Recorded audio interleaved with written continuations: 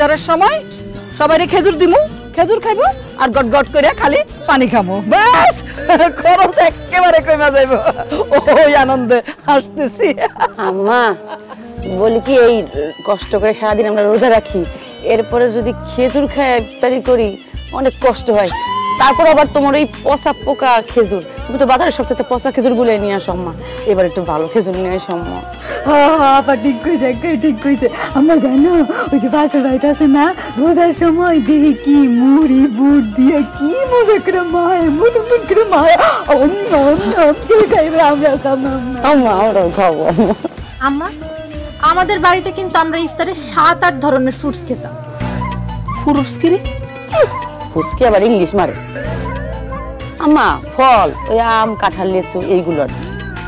তো ইংলিশ কমু না, আমি শিক্ষিত, আমি কি তগমত অশিক্ষিত নাকি?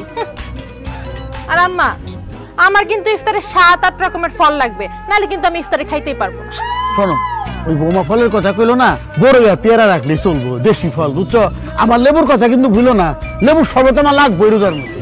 আম্মা রোজা রাখলে শরীরে তো পানির ঘাটতি কইটা যায়, তাই সালাদ কিন্তু অবশ্যই লাগবে। আর সালাদ বানানোর লাগা শসা, টমেটো, গাজর এগুলা তো লাগবেই, ধনিয়া পাতা কিন্তু অবশ্যই লাগবে। হ্যাঁ, শসা দিয়া সালাদ বানাইয়া মাইখা মাইখা খামু। ওরে গোলাম বান্দির ফুট জিয়ারা, হ্যাঁ জিব্বা খালি লকলক করে খাওয়ানোর লাগে। হ্যাঁ এত খাওয়ানোর লোলা তো গো, হ্যাঁ তো করে কাইটা কুচি কুচি করে সালাদ বানাইয়া দিমু, তখন খাই। ফাজিলের ফাজিল। এই সংসারের যে খরচ বেড়ে গেছে, গত রোজায় যা খাওয়াইছি ইফতারে, এবার তার অর্ধেক খাইতে হইব, খরচ কমান লাগবো। কেন খরচ কমন লাগবো আম্মা? ওরে গাধীর বাচ্চা গাধী, তোমার না কতবার কইছি নিজের গালি দিবা না। তুমি কি গাধি? তোমার বাচ্চা কি আমরা? ঠিক আছে ঠিক আছে ঠিক আছে ঠিক আছে, তুই গাধী।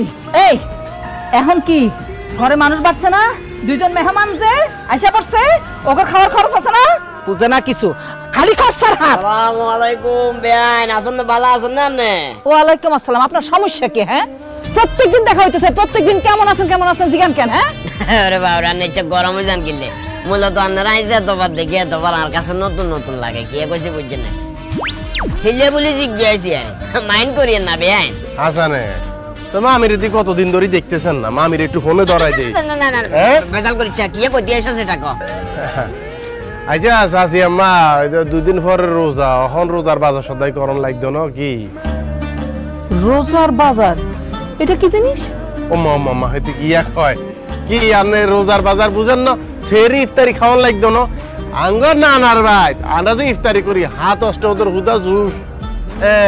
ইয়ার ঘরে ইফতারির মধ্যে ধরেন যে মুড়ি, চানাচুর, বুরিন্দা, আলুর সব, বেগুনি, ইয়ার পরে ফল থেকে 8-10 পদের ধরেন যে আম, জাম, লিচু, কাঁঠাল, বেদানা, লিচু যেটা টসটসের রসালা হিগিন।